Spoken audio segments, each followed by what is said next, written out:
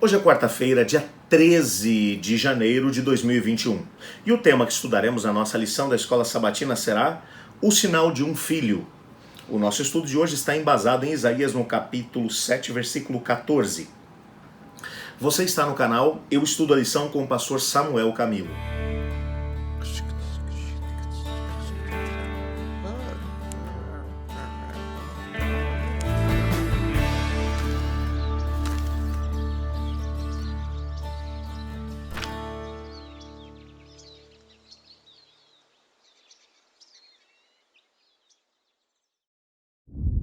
Como vimos até agora em nosso estudo, o Senhor Deus ofereceu ao ímpio rei Acás a possibilidade de poder construir uma história de fé no Deus Criador do céu e da terra, no Deus que havia tirado Israel do Egito, o havia conduzido durante 40 anos numa peregrinação pelo Egito, que havia introduzido Israel na terra da promessa e que havia se manifestado no decorrer da história com ações realmente magníficas.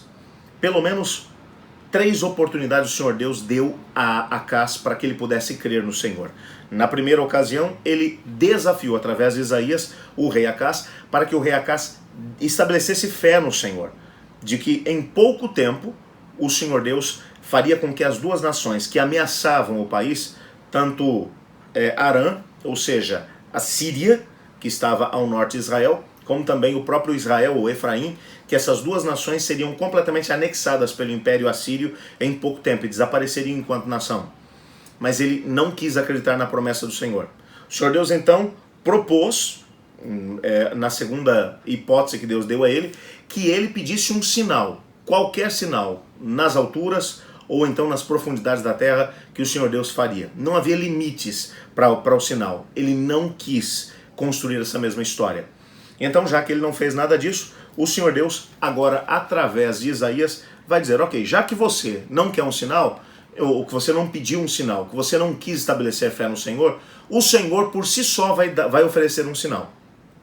E quando a gente vê aqui Deus entrando em cena para poder oferecer um sinal, ele poderia ter feito qualquer coisa grandiosa, magnífica, como ele fez em vários momentos, como por exemplo quando ele interviu através de Josué e fez com que o sol parasse, com que a lua não nascesse do seu lugar, como no momento em que ele fez com que a água saísse da rocha, com que, enfim, o mar se abrisse, o rio Jordão parasse de correr, entre outras coisas mais, tantas coisas grandiosas que a Bíblia vai dizer que ele fez.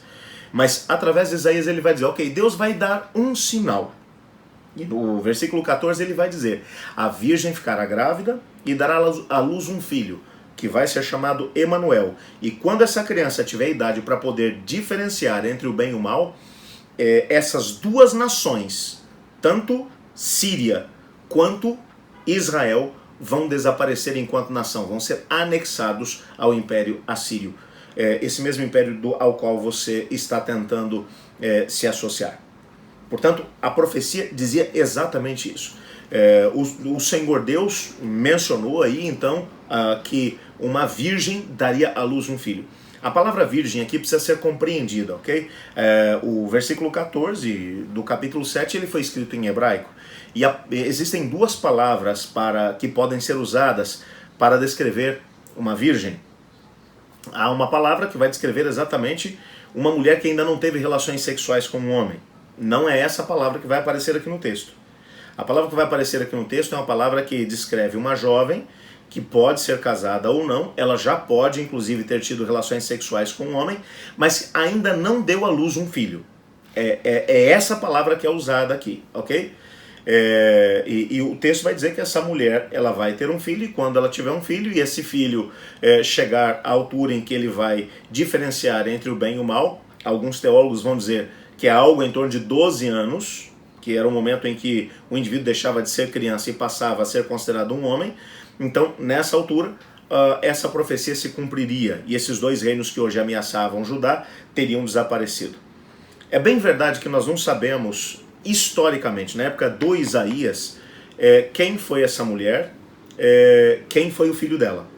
Sabemos apenas da profecia, o cumprimento primário dessa mesma profecia, nós não sabemos com quem foi ou como foi que isso aconteceu. Não existem registros históricos, nem mesmo no livro de Isaías, que mencionem claramente quem foi esse Emanuel. Nessa perspectiva, o nosso guia de estudos vai trazer 4 opções para podermos identificar quem era esse Emanuel. Como já mencionei, a primeira opção vai mencionar que era ninguém menos do que a própria esposa do Isaías. Haviam sido feitas algumas profecias, o Isaías teve 2 filhos, ok? Pelo menos mencionados aqui no seu livro. Os 2 receberam nomes que diziam respeito a situações que teriam lugar em Israel. O grande problema que nós temos aqui com essa interpretação é que lá no capítulo 8, versículo 18, ou no capítulo 8, versículo 3, que vai registrar o nascimento do segundo filho de Isaías, esse menino ele vai receber um nome, e o nome desse menino vai ser Maer Salal Has Bras, ou Bas. Não vai ser Emanuel. A gente vai falar um pouquinho mais sobre esse menino mais adiante, ok? Mas o fato é que, tanto no capítulo 7, verso 3, como no 8, 18, as duas crianças, tanto Emanuel quanto esse segundo filho do Isaías, o texto vai dizer que quando esses meninos tivessem idade para escolher entre o bem e o mal, ou seja, que atingissem a idade de 12 anos, que essas profecias relacionadas à Síria e ao mesmo tempo a Israel que aconteceriam. Então, por isso, algumas pessoas dizem ou entendem que esse Emanuel seria um outro nome dado a esse segundo filho do próprio Isaías. Uma segunda hipótese que vai aparecer aqui é de que esse Emanuel fosse ninguém menos do que o próprio rei Ezequias. Ezequias foi, apesar de ter tido seu pai, o rei Acás, que foi um ímpio rei, Ezequias foi considerado como um dos bons reis de Judá. A gente vai estudar um pouco sobre ele mais adiante, dentro do nosso estudo nesse trimestre. O grande problema que encontramos com essa opção é que no momento em que essa profecia foi dada por Deus a Isaías, Ezequias já era nascido e tinha algo em torno de 9 anos de idade, mais ou menos. Ele já era nascido nessa altura, ok? Mas alguns mencionam que pode ter sido ele. Uma terceira hipótese que vai aparecer aqui é de que esse Emanuel, como é traduzido como Deus conosco, se refere à presença de Deus com a própria nação. Ele teria sido um filho especial, que foi profetizado tanto em Isaías no capítulo 9 como no capítulo 11. E se esse for o caso, diz aqui o nosso guia de estudos, a sua sublime descrição como divino, no capítulo 9, verso 6, como a raiz de Jessé, de Isaías 9, verso 10, ou aliás 11, verso 10, supera tudo aquilo que poderia ser de uma pessoa real dos dias de Isaías, profetizando única e exclusivamente a chegada do Messias que aconteceria no futuro. Alguns advogam essa ideia, mas o fato é que Isaías vai dizer que uma criança nasceria naquele tempo e que quando ela fizesse 12 anos, que essas profecias aconteceriam. Bom, mas há um grupo de teólogos que crê nisso. E a quarta opção é a opção que vai mencionar que, na verdade, no tempo de Isaías, uma mulher que já poderia ser casada, ela acabou, mas que ainda não tinha filhos, ela teve um filho e quando esse menino fez 12 anos, essas profecias se cumpriram. E depois houve um segundo cumprimento da mesma profecia. De uma maneira um pouco diferente, porque no caso da Maria, mãe de Jesus Cristo, como Mateus depois vai pegar esse mesmo versículo e vai aplicar para ela, Mateus vai dizer que Maria era virgem, realmente, ela não tinha tido relações sexuais ainda com o José. E então, nessa perspectiva, haveria um cumprimento duplo dessa mesma profecia, com uma ligeira diferença no caso do nascimento de Cristo Jesus. Independente da opção que você vier a aceitar, uma coisa é fato: o Senhor Deus, ele, para poder mostrar que estava dirigindo o seu povo, ele deu opções para o ímpio rei Acás, para que ele pudesse estabelecer fé no Senhor Jesus. E a chegada dessa criança só serviria única e exclusivamente para poder mostrar que o Senhor, quando promete, ele cumpre. Nenhuma das promessas do Senhor Deus cai por terra. Como o próprio Cristo chegou a mencionar, o céu e a terra podem passar, mas as palavras do Senhor jamais passarão sem que o seu cumprimento aconteça. É bem verdade que o rei Acás não ouviu as promessas do Senhor.